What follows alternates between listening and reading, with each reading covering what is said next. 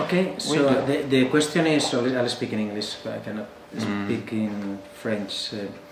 The question is an important one, and it's an important one because I mean, it's clearly we live in a big crisis. That's clear. I mean, that's it's obvious.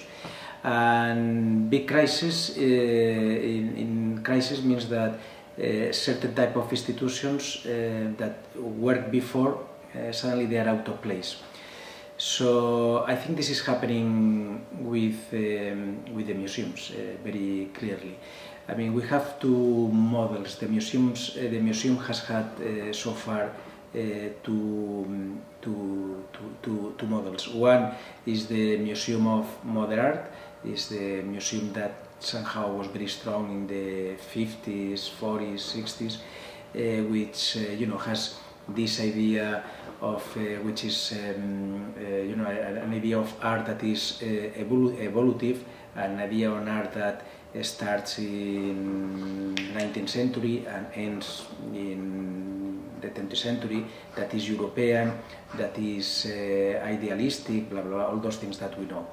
That in the 80s, especially in the 90s, it was substituted by a different type of museum, which is this museum of the spectacle, of blockbuster exhibitions, this museum which is addressed to crowd, to bring, you know, is the museum that has apparently aura of being more popular and more multicultural, but at the end is just populism and is about tourism and about real estate and about all those things.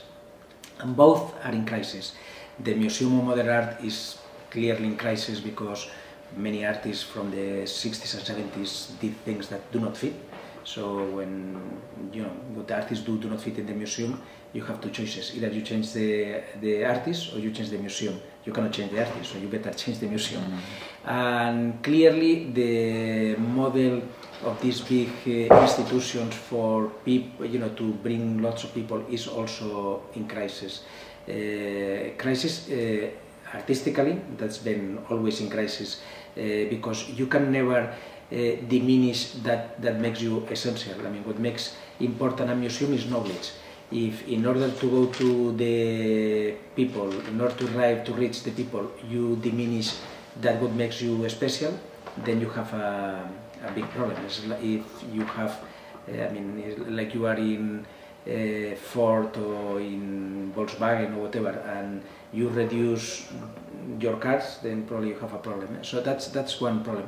And second problem in this other model of museums is that they have also entered into crisis in their own terms. That means economically, because you know those big, normally these big museums, what they do very expensive exhibitions to bring lots of people, very spectacular exhibitions that normally they are they require lots of money, but they need more people to bring more, you know, to pay for those exhibitions, and then they need to enlarge the spaces to bring more people, and then they need yet more people to pay for those spaces. So at the end is a circle which I think is very complicated, and especially now with the crisis. So all that, so that is to say that the institution is in a big crisis.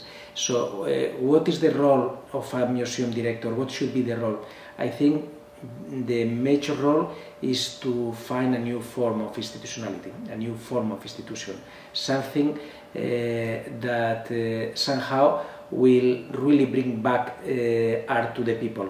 I mean, it will not be kidnapped by spectacle, it will not be absorbed into the economical system. It will understand some, you know, to create a new institution that also will should understand the situation of the world today, where Europe is not the center, Europe or America, they are not the center anymore, and where art history is being written in many ways. So I think this is the role of a museum in a large institution like this. Ok. Donc vous prônez le rôle de l'objet d'art, non plus comme uniquement une icône qui est montrée, mais comme vous prônez plutôt un discours au niveau de l'objet. Et je pense que cette connotation plus conceptuelle est mise en exergue aujourd'hui avec votre exposition qui met en jeu votre collection au 4e étage et qui est, semble-t-il, très reliée avec l'exposition de Didier Huberman. Est-ce que c'est un choix volontaire de votre part de travailler en connexion directe avec Didier Huberman? Okay, there are several. You touch different questions. One, obviously, there is. I'm very interested in not only in the artistic object. I'm interested in le fait artistique, in the artistic fact, which is more complex. And because I'm very interested in that, and I'm a curator, I'm an art historian, not a historian. For me, the work of art is never illustration of any discourse. The work of art generates a discourse in itself, a discourse that is very difficult to grasp. That said, many people actually says that there is an excess of discourse in this house, but I don't agree. I think there is a discourse made out of the work, with the works of art, and that discourse is never an illustration. But also, I'm against the fact that a work of art becomes an illustration, because then it's not a work of art, it's something else. But I'm also against those who said that, n'importa quoi, no? That anything is valid. I don't think everything is valid. I think things make a sense in one moment. I don't think all the works of art are the same. They are good works, bad works, and then you can make a mistake. So the discourse is very important here, but the discourse, the discourse of the curator, the discourse of the art historian, not the discourse of somebody that again uses the works of art as an illustration. That's why I was interested in working with George Didier Huberman, because the exhibition atlas is about that. The exhibition atlas is about creating atlases of things that apparently do not look alike. So it's not an exhibition. The exhibition could also be called, instead of atlas, against Panofsky, because Panofsky in a way was a form to make Warburg simple, a way of positivize Warburg, a way of making the work of art an illustration.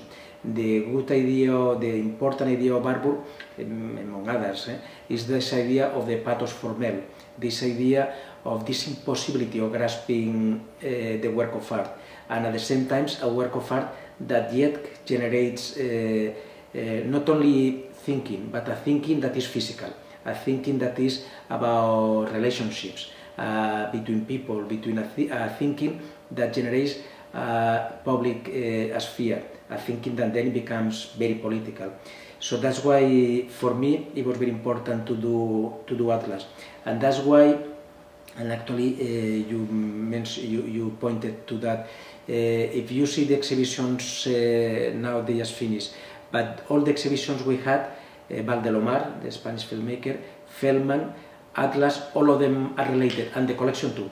The collection is structured in a way that is not so dissimilar to Atlas, because it's about micro narratives. It's also about something that for me is very important.